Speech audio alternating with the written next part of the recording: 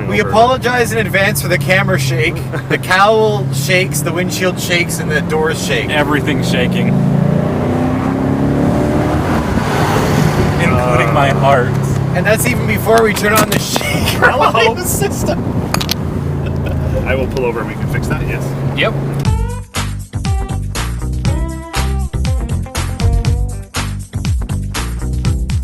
This is 4 guys in a car in the 2013 Ford Mustang GT convertible.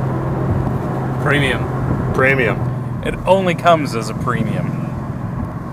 Now, something I'm surprised at with this car is that you can actually read the center touchscreen.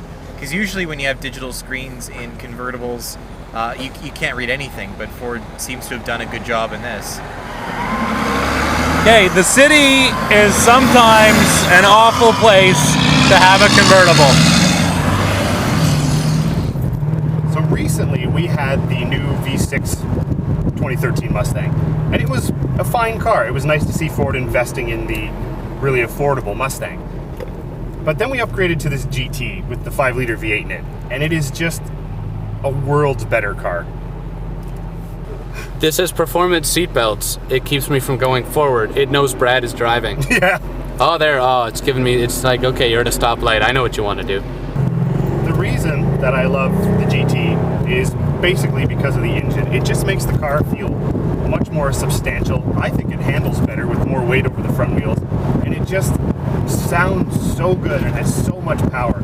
I mean, we're talking, what, 420 odd horsepower? Yeah. Yeah, it's 420, and that's more than the 2012 model. They've added a little bit more power because they've added some of the intake engineering from the Boss. Ah.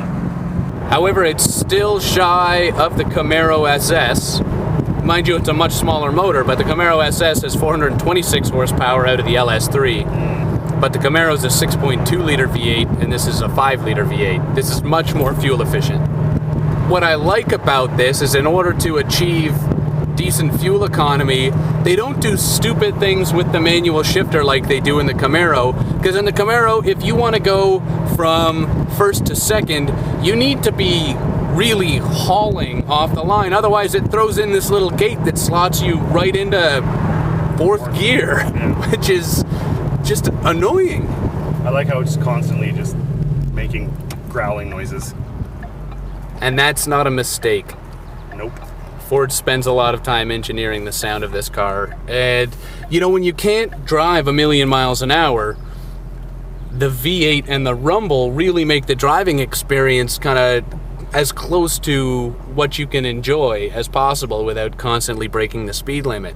So it's a really nice approach. You know, you get the driving enjoyment without all of the speeding fines. But the GT also has track apps, which will measure your performance like G-loads and acceleration. And in fact, when I drove this car at Calabogie recently, I did an acceleration run, 0 to 60 in 4.9 seconds. So it's pretty quick. This car did 0 to 60 in 4.9. This car feels like it's bending like that bridge that snapped in the wind. That's one of the things about the Mustang GT is it is best in coupe form. The convertible tends to be a little cushier, a little twistier.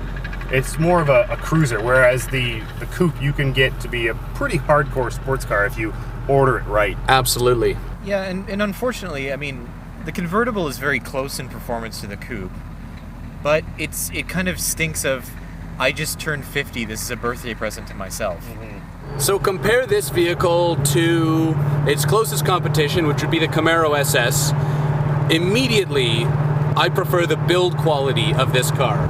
The doors feel more solid when you close them. Everything seems to fit very well. The packaging on the convertible is much nicer. Mm-hmm. But that's not necessarily a testament to the quality of the packaging here, but the lack of quality in the SS.